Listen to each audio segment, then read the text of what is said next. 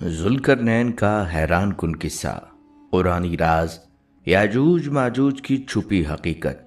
بسم اللہ الرحمن الرحیم۔ السلام علیکم ناظرین گرامی، دنیا کی تاریخ میں کچھ کردار ایسے ہوتے ہیں جن کا ذکر صرف کتابوں تک محدود نہیں رہتا، ان کا تذکرہ آسمانی صحیفوں میں بھی محفوظ ہو جاتا ہے۔ مقدس کتاب قرآن مجید میں ایک ایسا ہی عظیم اور نیک بادشاہ ذوالقرنین کا قصہ بیان کیا گیا ہے۔ ایک ایسا حکمران جس کے سفر، فتوحات اور فیصلے آج بھی مورخین، مفسرین اور محققین کو حیرت میں ڈال دیتے ہیں۔ لہٰذا آج کی اس ویڈیو میں ہم آپ کو ذوالقرنین کے 3 ایسے حیران کن اور غیر معمولی سفروں پر لے چلیں گے جنہوں نے دنیا کی تاریخ کا دھارا بدل دیا۔ ویڈیو کے دوران آپ کو معلوم ہوگا کہ یہ نیک و صالح بادشاہ صرف ایک فاتح نہیں تھا، بلکہ اس کے کردار کے پیچھے کئی راز چھپے ہوئے ہیں۔ بلکہ یہ جاننا بھی دلچسپ ہوگا کہ قرآن میں اس بادشاہ کا ذکر اتنی تفصیل سے کیوں آیا ہے۔ کیا واقعی اس نے ایک ایسی دیوار تعمیر کی تھی جو آج بھی زمین کے سب سے بڑے فتنے کو روکے کھڑی ہے؟ اور وہ قوم جسے ہم یاجوج ماجوج کے نام سے جانتے ہیں، آخر اس کے پیچھے چھپی حقیقت کیا ہے؟ ہم کوشش کریں گے کہ اس ویڈیو میں آپ کو وہ تمام پہلو دکھائیں جو تاریخ اور قرآن کی روشنی میں ذوالقرنین کی شخصیت کو نمایاں کرتے ہیں۔ تو اس ویڈیو کو آخر تک ضرور دیکھیے گا، اور ہاں، اگر آپ کو ویڈیو اچھی لگے تو براہ کرم ویڈیو کو لائک کرنا نہ بھولیے گا۔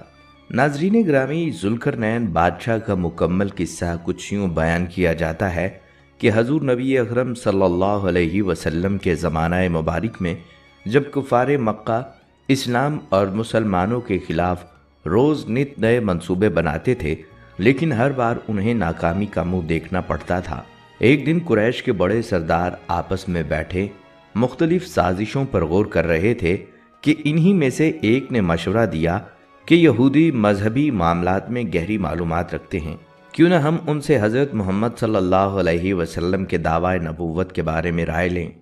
یہ تجویز سب کو پسند آئی اور فوراً ایک وفد کو مدینہ منورہ کے یہودی علماء کے پاس روانہ کر دیا۔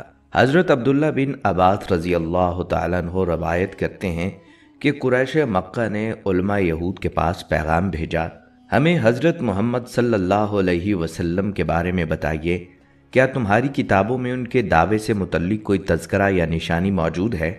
اس پر یہودیوں نے جواب دیا، ان باتوں کو چھوڑو، ہم تمہیں 3 سوالات بتاتے ہیں، اگر وہ محمد صلی اللہ علیہ وسلم ان کے درست جواب دے دیں تو جان لو کہ وہ اللہ کے سچے نبی ہیں۔ پہلا سوال یہ کیا گیا، اس شخص کا حال بیان کیجئے جو مشرق و مغرب کی سرزمینوں پر فتوحات کرتا چلا گیا۔ دوسرا سوال تھا، ان چند نوجوانوں کا ماجرا کیا ہے جو ایک ظالم بادشاہ سے بچنے کے لیے غار میں پناہ گزین ہو گئے تھے؟ اور تیسرا سوال پوچھا گیا، روح کے بارے میں ہمیں بتائیے کہ وہ ہے کیا؟ وفد خوشی خوشی مکہ واپس پہنچا اور قریش کے سرداروں کو ان سوالات سے آگاہ کیا۔ وہ بولے، واقعی اگر ان سوالات کے درست اور مکمل جوابات کوئی امی شخص دے سکتا ہے تو وہ صرف وہی ہو سکتا ہے جس پر واقعی اللہ کی طرف سے وحی نازل ہوتی ہو۔ چنانچہ قریش نبی صلی اللہ علیہ وسلم کی خدمت اقدس میں حاضر ہوئے اور یہ تینوں سوالات پیش کر دیے۔ انہی سوالات کے جواب میں مکمل سورہ کہف نازل ہوئی اور سب سوالات کے جوابات اللہ پاک نے تفصیل سے بیان کی۔ اللہ تعالیٰ نے اس صورت میں ارشاد فرمایا، اور یہ لوگ تم سے ذوالقرنین کے بارے میں سوال کرتے ہیں تو کہہ دو میں تمہیں ان کا حال سناتا ہوں۔ ناظرین گرامی، قرآن مجید میں ذوالقرنین کے سفر کا پہلا منظر نہایت پراسرار انداز میں بیان کیا گیا ہے۔ اللہ تعالیٰ فرماتے ہیں، ہم نے ذوالقرنین کو زمین میں اقتدار بخشا اور ہر معاملے تک پہنچنے کا راستہ عطا کیا۔ یہاں ہمیں صاف پتہ چلتا ہے کہ ذوالقرنین صرف ایک بادشاہ نہیں تھا، بلکہ ایک ایسا حکمران تھا جسے دنیا کے ایک کونے سے دوسرے کونے تک رسائی حاصل تھی۔ اسے ہر طرح کے اسباب، ذرائع اور وسائل دیے گئے تھے، یعنی جدید زبان میں کہیں تو وہ ایک گلوبل پاور بن چکا تھا۔ قرآن بیان کرتا ہے کہ وہ ایک راستے کے پیچھے چل پڑے۔ مفسرین کے مطابق پہلا سفر مغرب کی طرف تھا، یہاں تک کہ جب وہ سورج کے ڈوبنے کی جگہ یعنی زمین کے مغربی کنارے پر پہنچا تو ایک عجیب منظر اس کا منتظر تھا۔ وہاں اسے سورج ایک سیاہ گدلے پانی کے چشمے میں ڈوبتا دکھائی دیا۔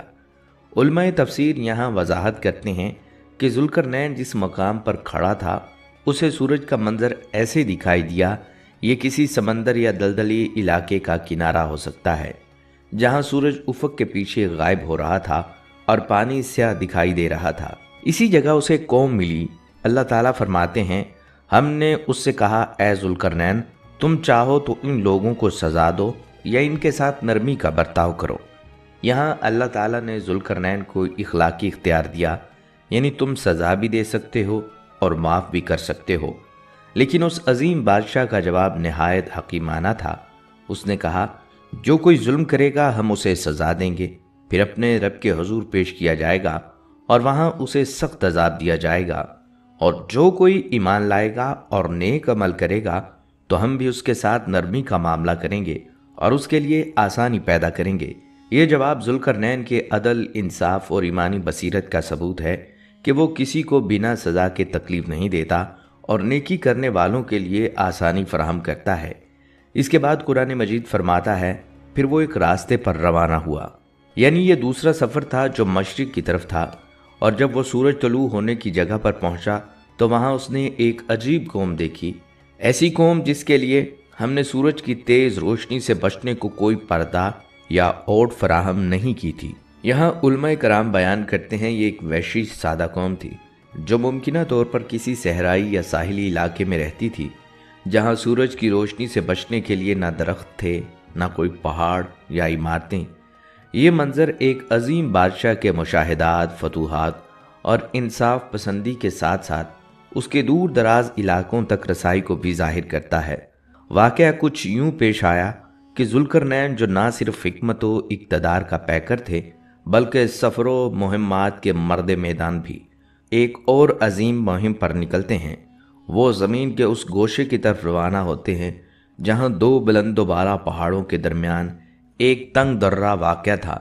جیسے ہی وہاں پہنچے انہیں ایک نہایت عجیب قوم ملی، ایسی قوم جو زبان و فہم کی ابتدائی سطح پر تھی، جو کسی بات کو ٹھیک سے نہ سمجھ پاتی تھی اور جن کا تہذیبی تعلق باقی دنیا سے تقریباً منقطع تھا، لیکن ان کی زبان بے چین تھی اور ان کے دل خوف سے بھرے ہوئے تھے۔ ان بے بس لوگوں نے ذوالقرنین کے سامنے ایک فریاد رکھی، یاجوج اور ماجوج، یہ قومیں ہماری زمین کو فساد سے بھر چکی ہیں، کیا آپ ہمارے اور ان کے درمیان ایک آہنی دیوار تعمیر کر سکتے ہیں؟ ہم آپ کو اس کے بدلے مال و دولت بھی دیں گے۔ ذوالقرنین نے، جو خود کسی دنیاوی صلے یا مال کے طلبگار نہ تھے، نہایت درویشانہ انداز میں جواب دیا، اللہ نے جو اقتدار اور وسائل مجھے عطا کیے ہیں وہی میرے لیے کافی ہیں۔ تم میری صرف عملی مدد کرو اور میں تمہارے اور ان کے درمیان ایک ناقابل عبور رکاوٹ کھڑی کر دوں گا۔ اس کے بعد ذوالقرنین نے ایک حیران کن طریقہ استعمال کیا۔ اس دور کے لحاظ سے یہ ایک انقلابی انجینئرنگ پروجیکٹ۔ انہوں نے حکم دیا، لوہے کی بڑی بڑی چادریں لاؤ۔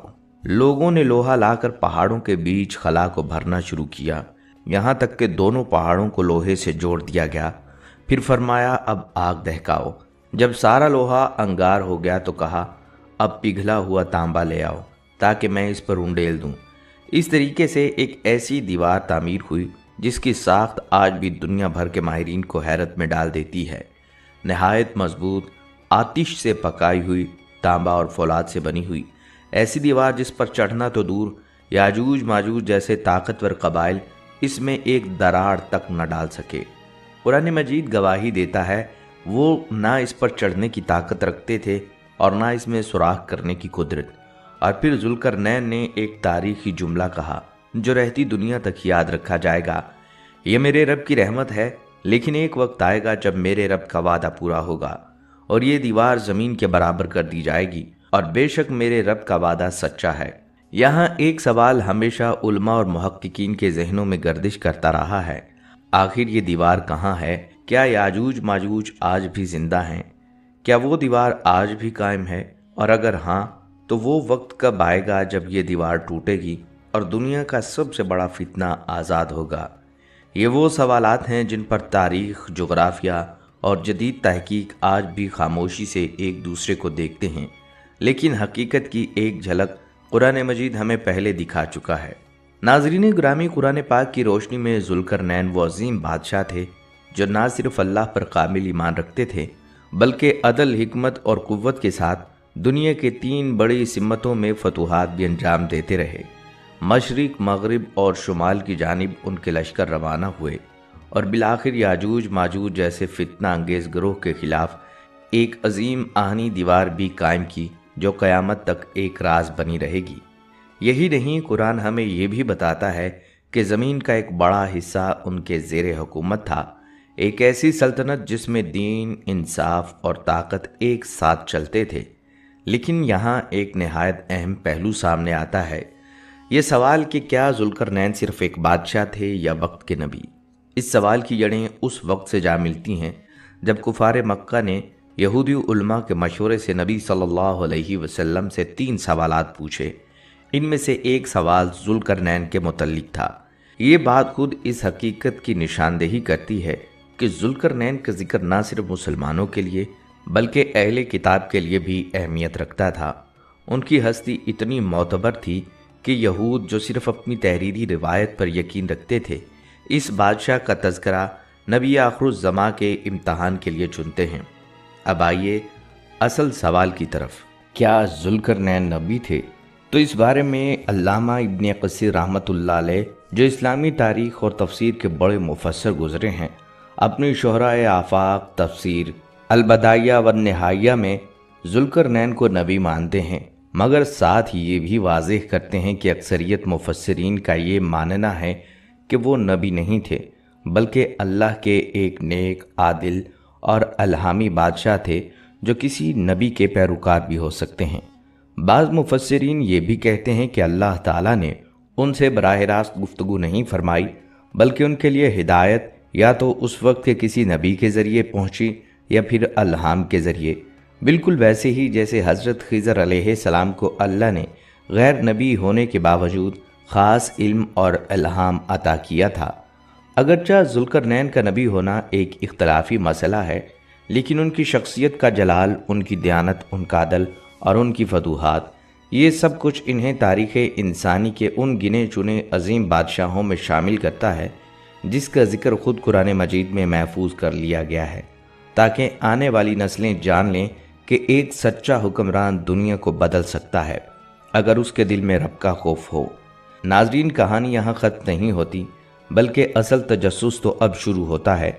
जब जुल्करनैन शुमाली इलाकों में 2 पहाड़ों के दरमियान पहुँचे तो एक ऐसी कौम से सामना हुआ जो ज़ुबान व बयां के लिहाज से नहाई इब्तदाई हालत में थी, गोया तहजीब से बहुत दूर। उनके लोगों ने इशारों, इलामात या किसी मुतरज्जम के ज़रिए जुल्करनैन से फरियाद की, याजूज और माजूज हमारे इलाकों में घुस आते हैं, हमारे खेत उजाड़ते हैं, जानवर हाँक कर ले जाते हैं, खून बहाते हैं और ज़मीन में फसाद फैलाते हैं। अब ज़रा गौर कीजिए नाज़रीन, ये कैसी कौम थी जो याजूज माजूज से तंग थी। और ये याजूज माजूज कौन थे जिनका ज़िक्र कुरान भी करता है और जिन्हें नबी आखिरुज़्ज़मा सल्लल्लाहु अलैहि वसल्लम क़यामत की बड़ी निशानियों में शुमार फरमाते हैं। कुरान कहता है, जुल्करनैन ने उन लोगों से माल और दौलत लेने से इनकार किया और सिर्फ़ एक शर्त पर उनकी मदद कबूल की, तुम अपनी ताकत से मेरा साथ दो। फिर लोहा, आग और पिघला हुआ तांबा इस्तेमाल करके एक दीवार बनाई गई, ऐसी दीवार जिस पर याजूज माजूज ना चढ़ सकते थे, ना इसमें नकब लगा सकते थे। लेकिन नाजरीन, ये कहानी सिर्फ माजी की एक तारीखी दीवार पर ख़त्म नहीं होती बल्कि इस दीवार के पीछे कैद किए गए याजूज माजूज आज भी ज़िंदा हैं। जी हाँ, ज़िंदा। और एक दिन ये दीवार अल्लाह के हुक्म से गिराई जाएगी।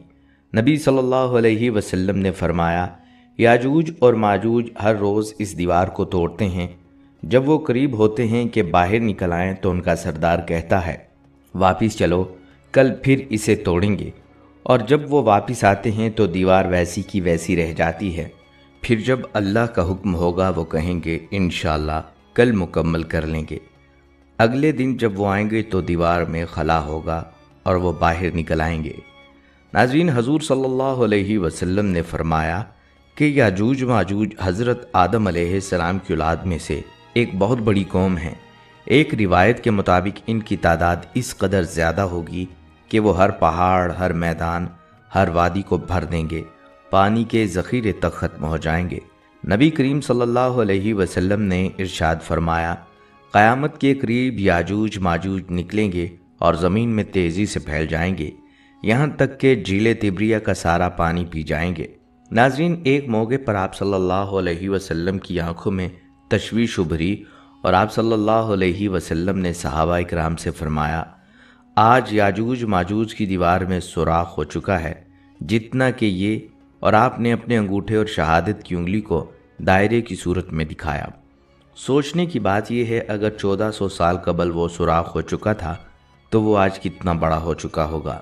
کیا آج ہم اس دیوار کے آخری لمحے کے قریب پہنچ چکے ہیں؟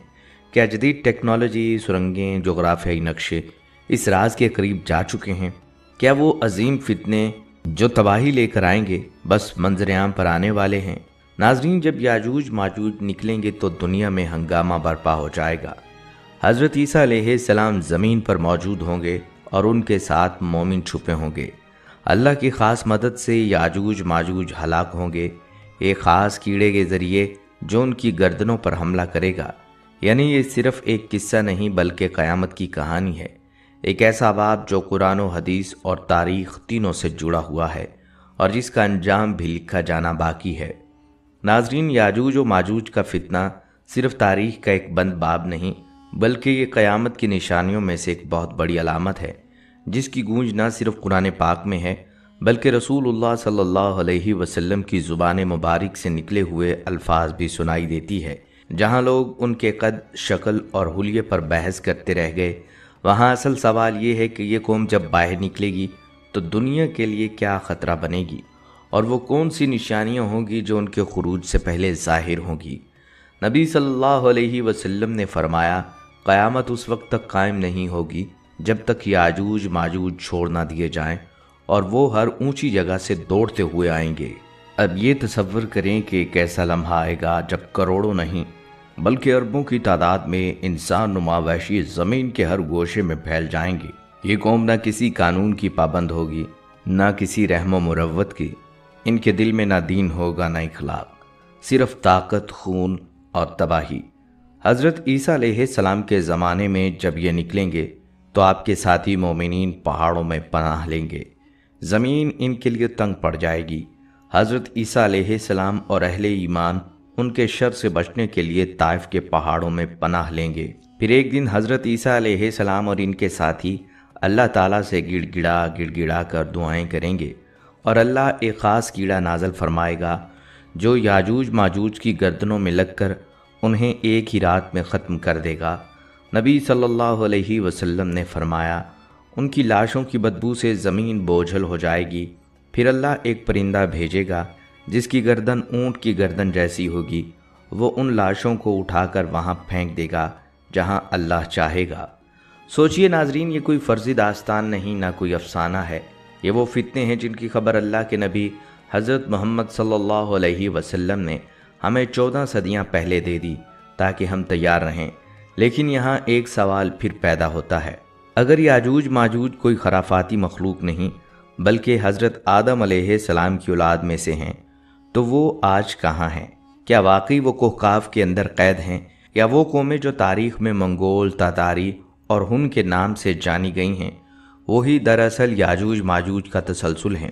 کیا آج کے جدید ترین سیٹلائٹ اور جیوگرافیکل میپنگ کے باوجود وہ علاقے واقعی زمین پر موجود ہیں جہاں یہ قوم اب بھی کسی قدرتی رکاوٹ کے پیچھے قید ہے؟ ناظرین، قرآن مجید نے واضح کر دیا کہ ایک وقت آئے گا جب یاجوج ماجوج کھول دیا جائے گا اور وہ ہر بلندی سے دوڑتے چلے آئیں گے۔ اس کا مطلب یہ ہے کہ وہ وقت قریب آ رہا ہے، اور شاید بہت قریب۔ آج دنیا جس تیزی سے ایک عالمی نظام، ایک عالمی حکومت اور ایک عالمی جنگ کی طرف بڑھ رہی ہے، وہ اس فتنہ یاجوج ماجوج کی تمہید ہو سکتی ہے۔ لہٰذا ناظرین، یہ وقت ہے بیدار ہونے کا، ایمان کو مضبوط کرنے کا اور دعا کرنے کا کہ ہم اس فتنہ کے دور میں نہ ہوں۔ اگر ہوں تو حضرت عیسیٰ علیہ السلام اور اہل ایمان کے ساتھ کھڑے ہونے کی توفیق پائیں۔ ناظرین، جیسا کہ پہلے واضح کیا کہ ذوالقرنین نے جب آہنی دیوار تعمیر کر لی تو ایک اہم بات کہی تھی۔ انہوں نے فرمایا تھا، یہ میرے رب کی رحمت ہے، لیکن جب میرے رب کا وعدہ آئے گا وہ اسے زمین کے برابر کر دے گا، اور میرے رب کا وعدہ سچا ہے۔ یہ بات بتاتی ہے کہ وہ دیوار ہمیشہ کے لیے نہیں بنی تھی، نہ ہی یاجوج ماجوج ہمیشہ قید رہیں گے، بلکہ ایک وقت مقرر ہے جس دن یہ دیوار گرے گی اور دنیا کا نظام ہل کر رہ جائے گا۔ مفسرین کا کہنا ہے کہ یاجوج ماجوج کے چھوٹے چھوٹے حملے تو ماضی میں بھی ہوئے ہیں، وہ مختلف روپوں میں مختلف علاقوں میں ظاہر ہوتے رہے اور تمدن کی چادر اوڑھ کر دنیا پر چھاتے رہے، لیکن وہ دن جب ان کی آخری اور خوفناک خروج ہوگا وہ قیامت کی نشانیوں میں سے ایک بڑی نشانی ہوگی۔ اللہ تعالیٰ قرآن مجید میں فرماتے ہیں کہ جب یاجوج ماجوج کھول دیے جائیں گے اور وہ ہر بلندی سے تیزی سے اترتے ہوئے آئیں گے۔ ناظرین تصور کیجئے پہاڑوں سے پانی کی تیز رو کی طرح لاکھوں کروڑوں انسان چلتے آ رہے ہوں، ایسے انسان جو رحم نہیں کرتے، جو قانون کو نہیں مانتے، جن کے لیے صرف طاقت ہی سب کچھ ہے۔ اور یہی وہ لمحہ ہوگا جب دنیا کے ایک کونے میں حضرت عیسیٰ علیہ السلام ایمان والوں کے ساتھ موجود ہوں گے۔ جی ہاں، وہی حضرت عیسیٰ علیہ السلام جو دجال کے خاتمے کے بعد زمین پر عدل قائم کریں گے۔ جب یاجوج ماجوج کا فتنہ بڑھے گا، حضرت عیسیٰ علیہ السلام مسلمانوں کو لے کر کوہ طور یا کسی بلند پہاڑی مقام پر پناہ لیں گے۔ یہ وقت اتنا کٹھن ہوگا کہ زمین کے کسی گوشے میں امان نہ ہوگی، نہ جنگ کام آئے گی، نہ ٹیکنالوجی۔ ساری دنیا ان کے ہاتھوں میں کمزور ہو جائے گی۔ یہ کھاتے جائیں گے، پیتے جائیں گے اور برباد کرتے جائیں گے، یہاں تک کہ زمین چیخ اٹھے گی۔ لیکن پھر جب اللہ کے نیک بندے دعا کے لیے ہاتھ اٹھائیں گے تو عرش الہی حرکت میں آ جائے گا۔ اللہ ایک ایسی بیماری بھیجے گا جس سے یہ پوری قوم ایک ہی رات میں ایسے مر جائے گی جیسے جنگل میں گرے ہوئے درخت۔